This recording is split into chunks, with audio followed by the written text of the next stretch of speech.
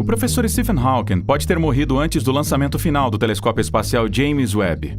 Ainda assim, devido ao vasto legado espacial do falecido físico, muitas horas do novo telescópio espacial serão dedicadas a provar algumas de suas teorias.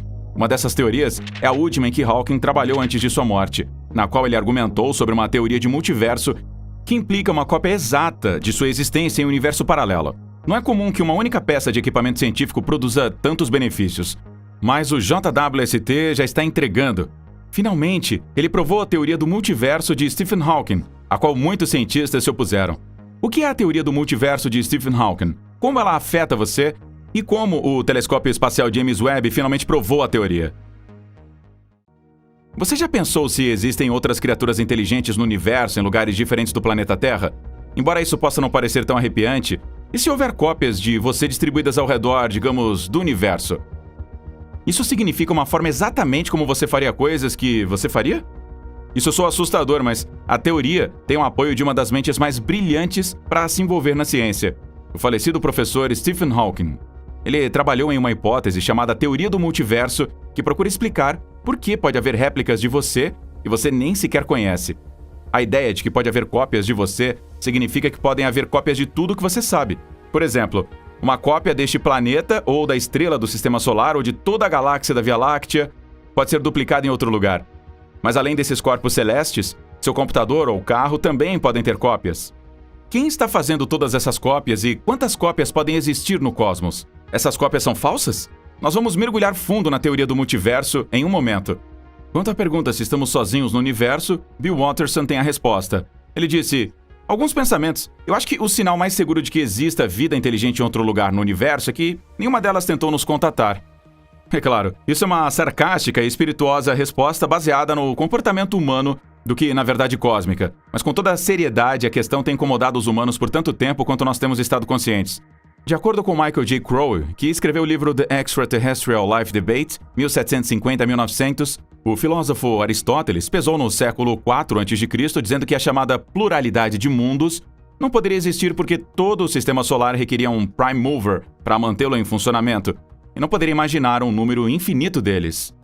Por volta da mesma época, Epicuro escreveu uma réplica notavelmente moderna para a opinião aristotélica. Então ele sugeriu que os átomos eram infinitos em número e argumentou que existem mundos infinitos tanto quanto o nosso. Epicuro afirmou que alguns desses mundos sustentariam vida semelhante à Terra. Enquanto estas duas figuras antigas estavam firmemente em lados opostos do debate, elas tinham uma coisa em comum, ou melhor, faltava-lhes uma coisa em comum. Elas não tinham absolutamente nenhum dado observacional no qual basear suas opiniões, significando que a controvérsia em torno da possibilidade de vida extraterrestre se prolongou pela Idade Média e Renascimento até o nosso próprio tempo. Por exemplo, o professor Cornel Carl Sagan, cuja série de televisão pública Cosmos trouxe os conceitos de astronomia para uma ampla audiência, avançou um princípio de mediocridade que ecoou os escritos de Epicuro. Ele diz que não havia nada de especial em nosso sistema solar ou plano. Existem bilhões e bilhões de estrelas no universo, como muitos planetas capazes de sustentar a vida e a inteligência. Os cosmólogos John D. Barrow e Frank J. Tripler contrariaram o princípio cosmológico antrópico, argumentando que mesmo com um universo cheio de planetas, gerar vida em um deles é difícil. E é um grande salto de organismos unicelulares para mamíferos de grande cérebro que podem debater a cosmologia. Portanto, devemos reservar o julgamento sobre se estamos sozinhos ou apenas uma espécie superada entre muitas.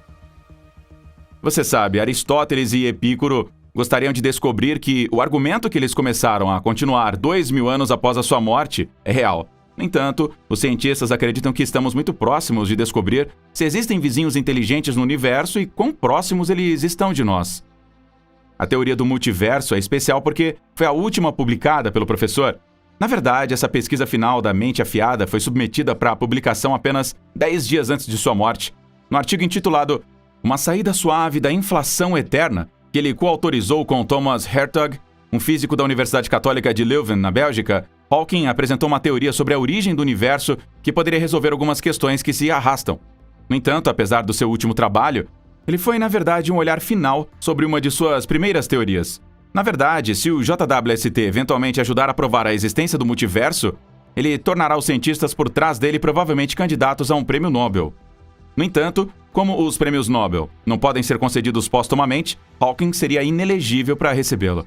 O que é a teoria do multiverso e o que o falecido físico tinha a dizer sobre ela? A teoria do multiverso sugere que nosso universo, com todas as suas centenas de bilhões de galáxias e quase incontáveis estrelas, abrangendo dezenas de bilhões de anos-luz, pode então não ser o único. Ao invés disso, pode haver um universo totalmente diferente, distantemente separado do nosso, e outro e outro. Na verdade, essa teoria de curvatura mental sugere que pode haver uma infinidade de universos, todos com suas próprias leis da física, suas próprias coleções de estrelas e galáxias, e talvez até mesmo suas próprias civilizações inteligentes. Então, basicamente, nosso universo poderia ser apenas um membro de uma multidão de universos muito mais grandiosa, muito maior, um multiverso. No entanto, como algumas pessoas dirão, ele fica mais assustador porque a implicação do multiverso é a existência de doppelgangers, ou cópias. De acordo com a lógica, se realmente há uma infinidade de universos, mas um número finito de maneiras de organizar partículas em qualquer universo individual, então, os mesmos padrões estão destinados a serem repetidos eventualmente. Isso significaria que a alguma distância incrível haveria uma cópia exata de você assistindo a uma réplica exata deste vídeo. E por que haveria um número infinito de universos? Haveria um número infinito desses cenários exatos, todos acontecendo ao mesmo tempo. O conceito do multiverso surge em algumas áreas da física e da filosofia, mas o exemplo mais proeminente vem da teoria da inflação. A teoria da inflação descreve um evento hipotético que ocorreu quando o nosso universo era muito jovem, menos de 1 segundo de idade. Nesse breve período de tempo, o universo passou por um período de rápida expansão, inflando para se tornar muitas ordens de magnitude maior do que do seu tamanho anterior. Acredita-se que a inflação do nosso universo tenha terminado há cerca de 14 bilhões de anos.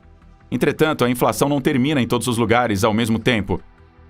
É possível que, como a inflação termina em algumas regiões, ela continue em outras. Assim, enquanto a inflação terminou em nosso universo, poderia ter havido outras regiões muito mais distantes, onde a inflação continua e continua até hoje.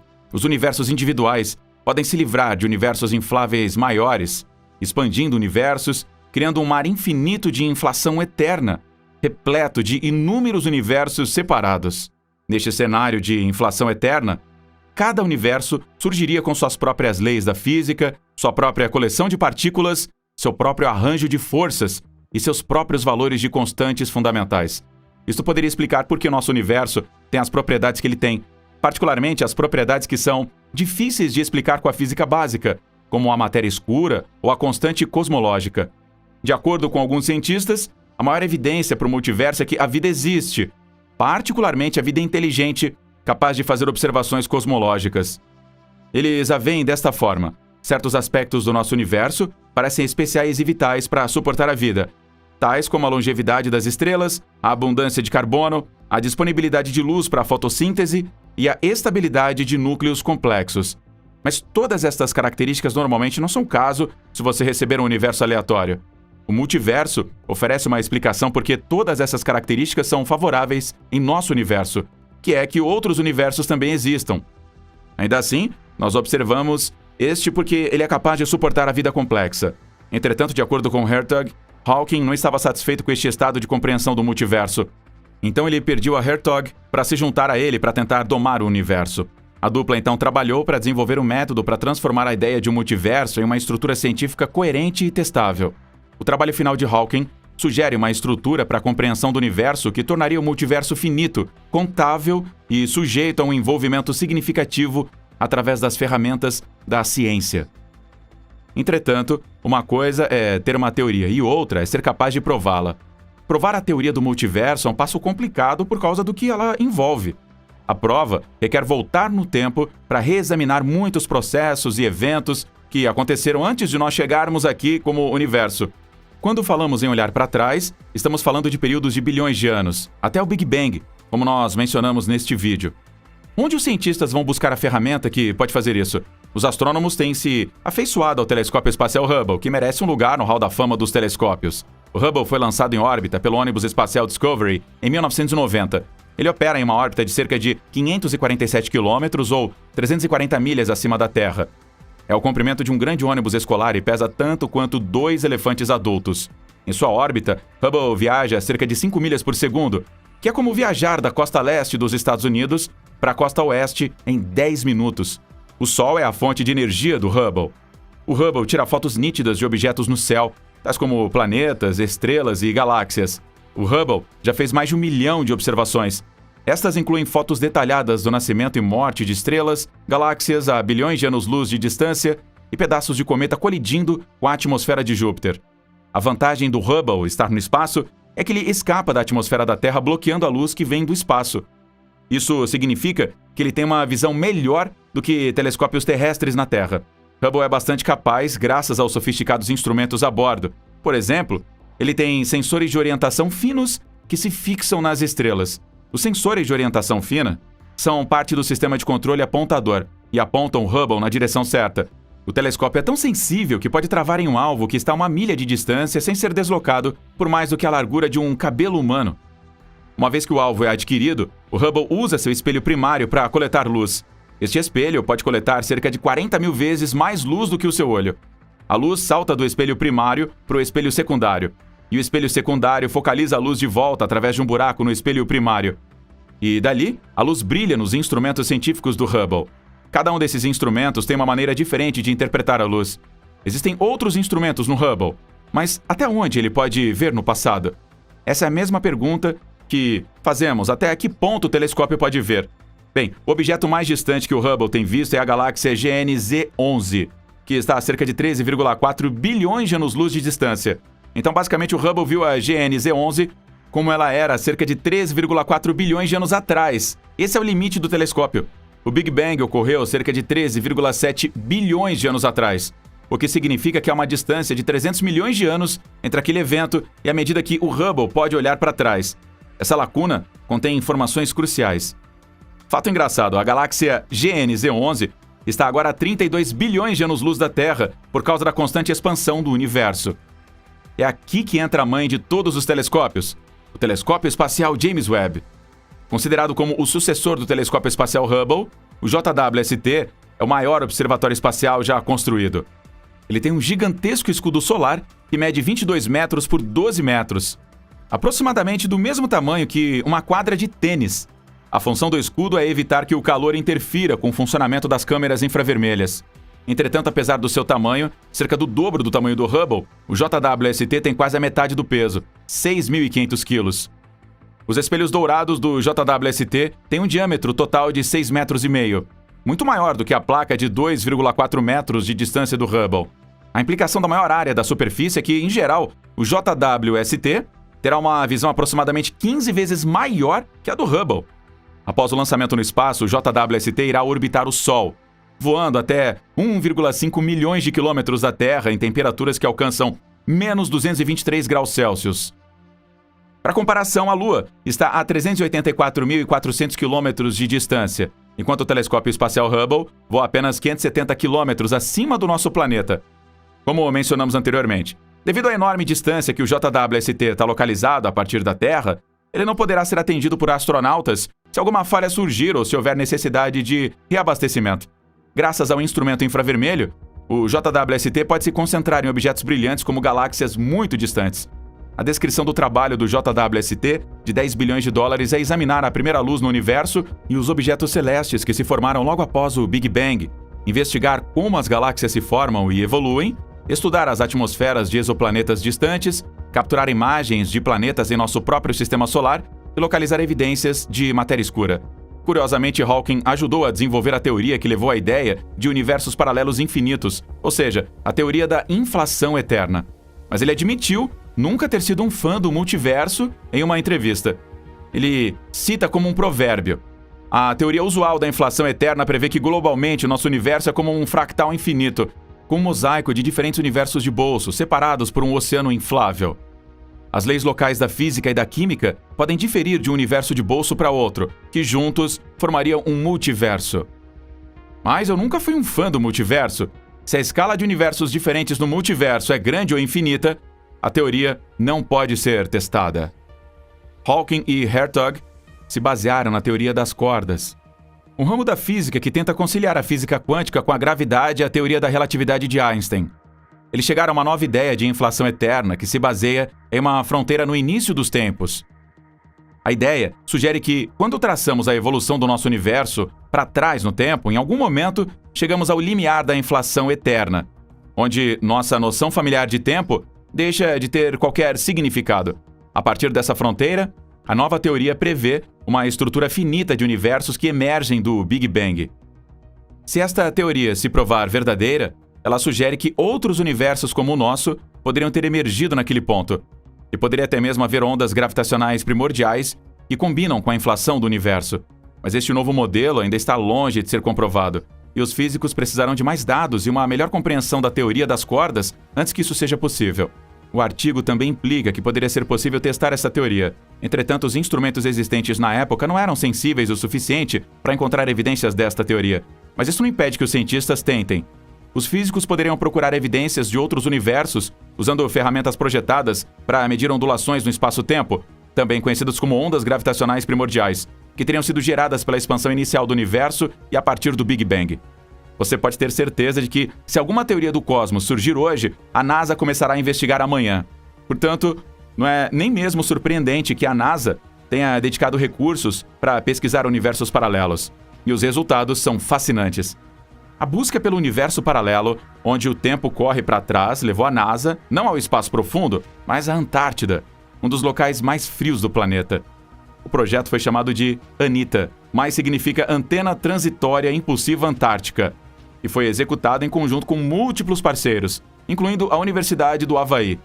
ANITA é um experimento baseado em balões estratosféricos com antenas de rádio apontadas para a Terra para detectar ondas de rádio emitidas por neutrinos de alta energia muito raros se eles atingirem um átomo no gelo. Um radiotelescópio, ANITA, é o primeiro observatório da NASA para neutrinos de qualquer tipo. Os neutrinos são de grande interesse para os astrofísicos, pois são a única partícula que pode alcançar a Terra sem atenuação em todas as energias. Isso é particularmente interessante em altas energias, onde outras partículas e fótons irão interagir com os fótons de fundo de micro-ondas, tornando-os incapazes de se propagar e sobreviver a longas distâncias astrofísicas. Em outras palavras, se você quer ver o universo de energia ultra alta, você deve vê-lo através da luz dos neutrinos.